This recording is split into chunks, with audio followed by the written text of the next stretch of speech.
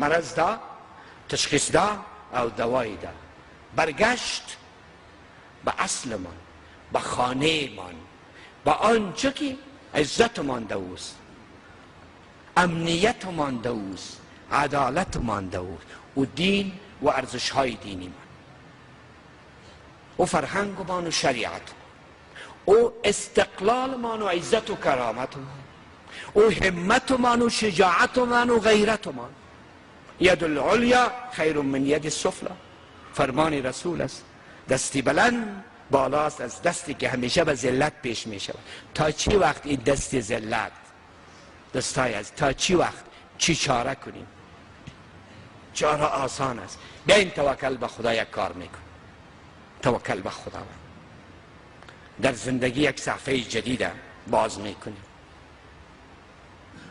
امراضی که دامنگیرمان است و مصروفمان ساخته، این را تداوی بکنیم با نسخه های مجرب قرآنی.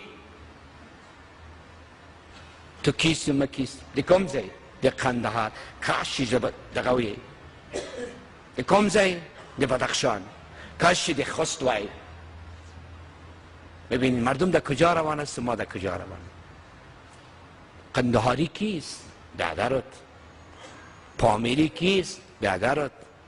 پشتون کیست؟ برادرت. تاجک کیست؟ برادرت. ازبک کیست؟ برادرت. همه اعضای یک فامیل، همه اعضای یک فامیل.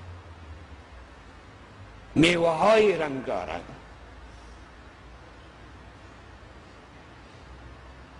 در همه اقوام، در همه اقوام افغانستان خوبی هایست، صفت های عالی است. این صفات یک جا شود، از این ملت عزیز و شریف و متدین قوی ترین ملت در روی زمین ساخته می شود.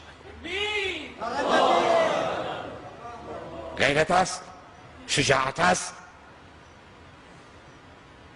ایثار است، تدین است، مهمان دوستی هست، همت هست، تقبل مشکلات هست، صبر است، استقامت است.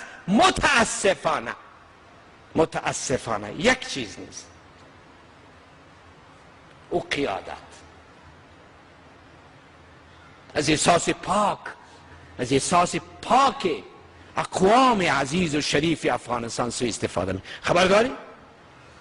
تا چی وقتی ظلم قبول کنیم؟ کدام ظلم؟ زن پویگه نه پویگه بل چاته موقع مورکه چی پا مونگ تاسی باندی ظلم موکی. کدام ظلم؟ کم ظلم؟ و 4 کلمات احساساتی از این بیشتر نگذاریم که شیرازه اخوتمان از هم بپاش. قسم به ذات الله صراحتا براتان میگم، فرض کنیم پشتون یک طرف شد، تاجکا یک طرف شدن، ازبکا دیگه طرف شدن، هزارا دیگه طرف شدن. والله العظیم پشتون در خانه خانه کشته می شوند، با قبایل تقسیم می شوند. تاجکا به سمتهای مختلف توزیع شده از بین می روند.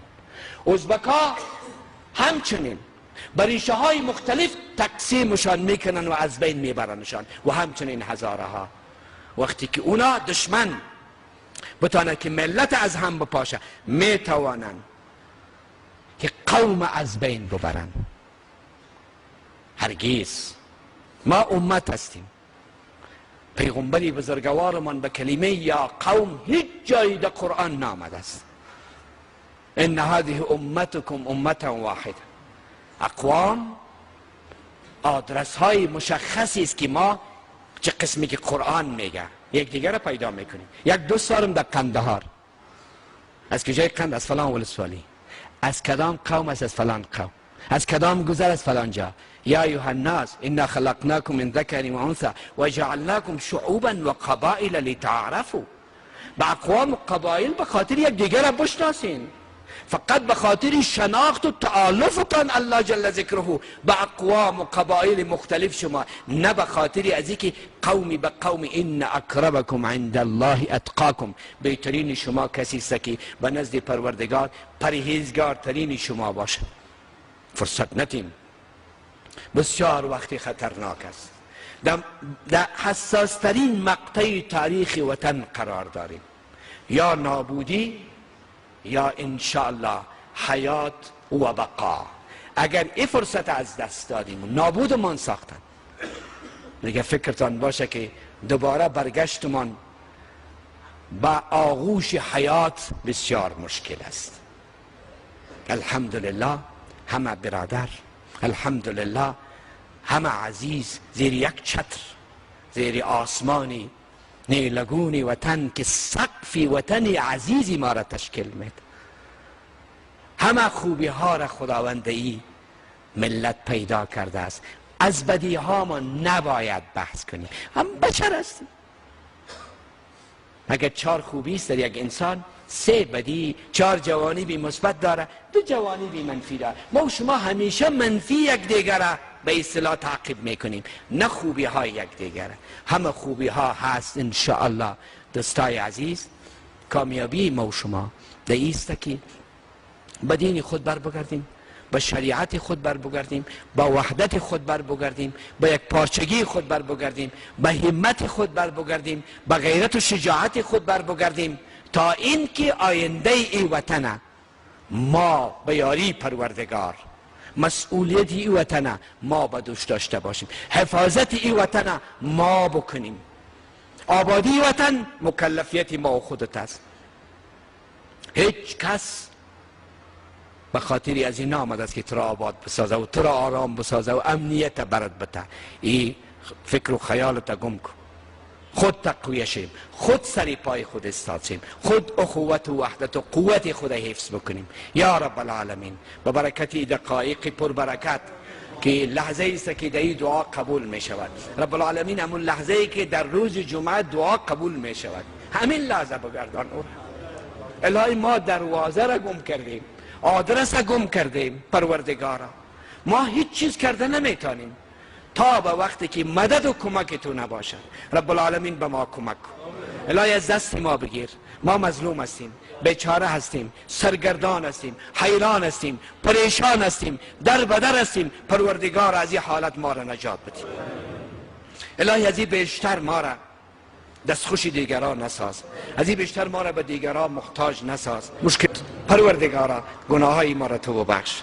در برابر بدبختی هامان، گناهمان، اشتباهاتمان، خطامان، جرممان پروردگارا ما را محاکمه نکن. تو رحمان و رحیم هستی، از دروازه عفو درگذرید به ما پیش بیار. الهی ما بین ملت در هر گوشه و کناری که است پیوند اخوت دوباره زنده بساز. پروردگار ما بین امت اسلامی اخوت و یک پارچگی را زنده بساز. الهی دستهای نفاق آمیزی که در ما بین ملت ما کار میکنن پروردگار قطع بکن.